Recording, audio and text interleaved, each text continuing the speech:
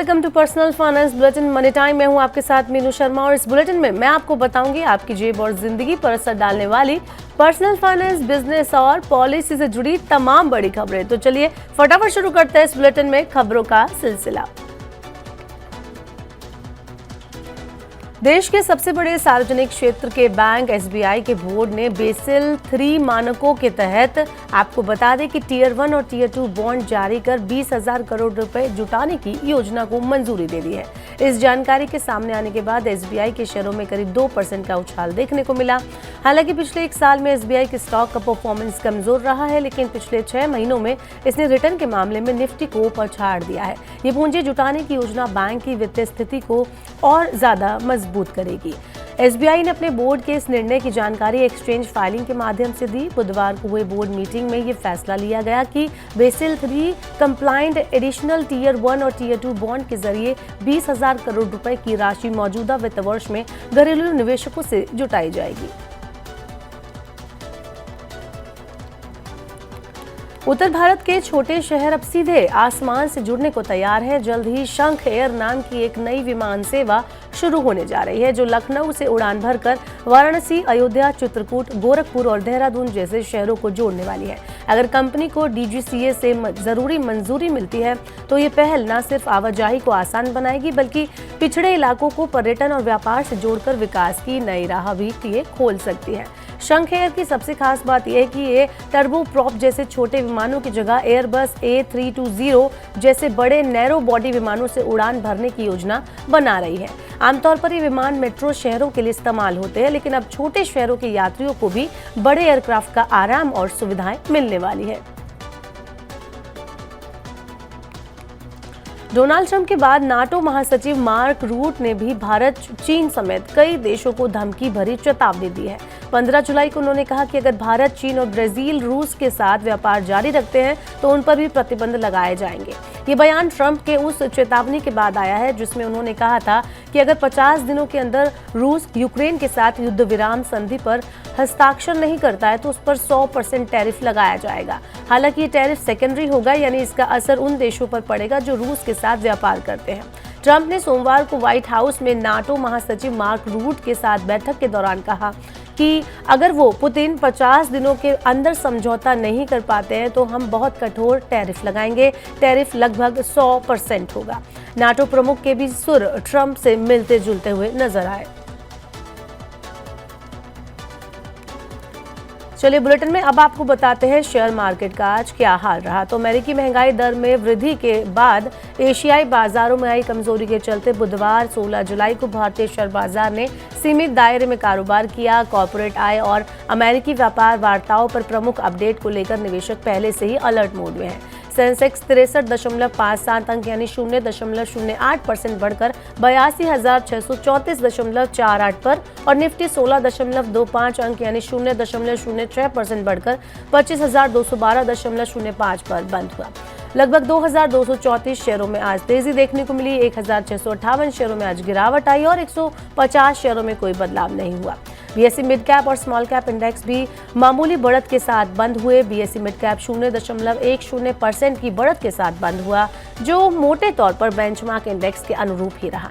हालांकि BSE small cap 0.28% की अच्छी बढ़त के साथ बंद हुआ।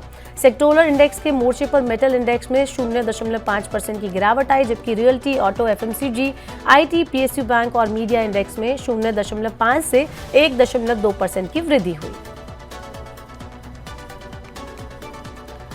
शेयर बाजार के बाद बढ़ते हैं आगे, बताते हैं आपको सोने चांदी का क्या हाल है। तो राष्ट्रीय राजधानी में सोने की कीमत लगातार दूसरे कारोबारी सत्र में गिरावट के साथ 500 रुपए घटकर 98,870 रुपए प्रति 10 ग्राम रह गई। अखिल भारतीय सराफा संघ ने इसकी पुष्टि की। मंगलवार को 99.9% शुद्धता वाली ये बहुमूल्य धातु 200 रुपए की गिरावट के साथ 99,370 रुपए प्रति 10 ग्राम पर बंद हुई थी। इस बीच 99.5% शुद्धता वाला सोना 400 रुपए गिरकर 98,400 रुपए प्रति 10 ग्राम पर आ गया। पिछले बाजार सत्र में ये 98,800 रुपए प्रति 10 ग्राम पर बंद हुआ था। वहीं चांदी की बात करें तो बुधवार को चांदी की कीमत 1,000 रुपए घटकर 1,11,000 रुपए प्रति किलोग्राम रह गई। मंगलवार को चांदी की कीमत 1,12,000 रुपए प्रति किलोग्राम पर बंद हुई थी। इसके विपरीत वैश्विक बाजारों में सोना हाजिर $16.41 यानी 0.49% बढ़कर $3,341.37 प्रति ओंस हो गया। बुधवार को प्रधानमंत्री नरेंद्र मोदी की अध्यक्षता में आर्थिक मामलों की मंत्रिमंडल समिति की बैठक हुई। इस बैठक में एग्रीकल्चर से संबंधित बड़ा फैसला लिया गया। सरकार ने एग्रीकल्चर विकास और रिन्यूएबल एनर्जी को बढ़ावा देने के लिए 50,000 करोड़ रुपए से ज्यादा के निवेश की घोषणा की। इसमें प्रमुख योजना पीएम धन धान्य कृषि योजना है, जिसके तहत 24,000 करोड़ रुपए खर्च करके 100 चुने हुए जिलों में कृषि उत्पादकता बढ़ाने का लक्ष्य रखा गया है। केंद्रीय बजट 2025-26 में पेश की गई पीएम धन धान्य कृषि योजना का उद्देश्य देश के 100 कृषि केंद्रित जिलों को विकसित करना है। इसके तहत 11 मंत्रालयों की 36 मौजूदा योजनाओं को एक साथ जोड़ा जाएगा।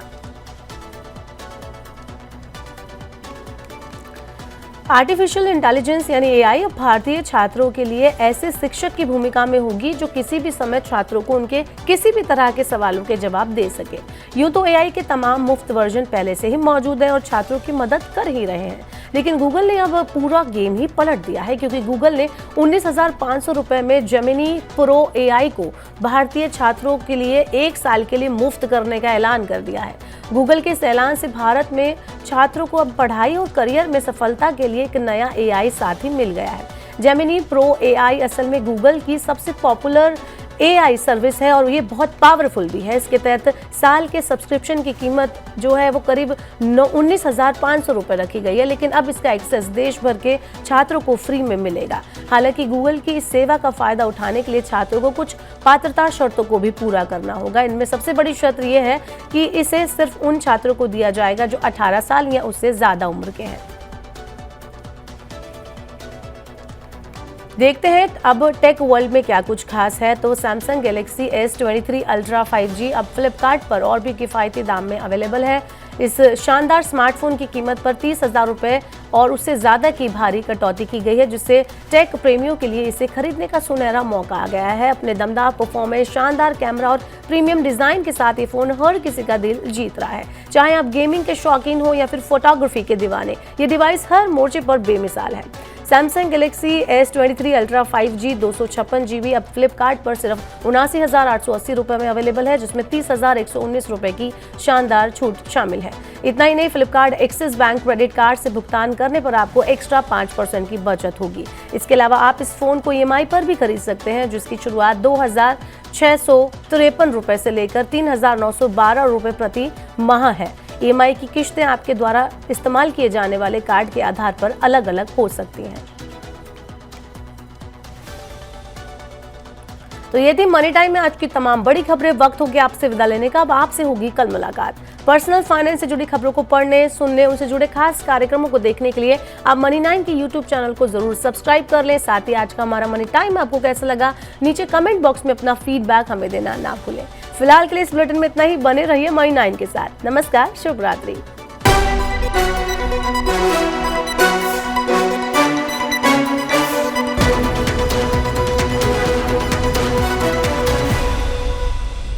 मनी 9 लाया है मेंबरशिप प्रोग्राम मनी 9 प्राइम। अब आपके दिमाग में कई सारे सवाल होंगे, मसलन आखिर क्या है ये मनी 9 प्राइम, आपके लिए यानी दर्शकों के लिए इसके क्या फ़ायदे हैं, और एक बड़ा सवाल ये कि मनी 9 प्राइम से आखिर जुड़ना कैसे है। तो इसकी पूरी जानकारी हम आपको देने जा रहे हैं। मनी 9 प्राइम में 3 प्लान होंगे, इकोनॉमी, स्टैंडर्ड और VIP। तो फटाफट ज्वाइन कीजिए यूट्यूब पर मनी 9 प्राइम। ज्वाइन करने के लिए मनी 9 के यूट्यूब पेज पर जाइए, होम पेज पर मिलेगा ज्वाइन बटन, इसे क्लिक करें, अपनी पसंद का प्लान चुनें और बस हो गया, अब आप रहेंगे सबसे आगे।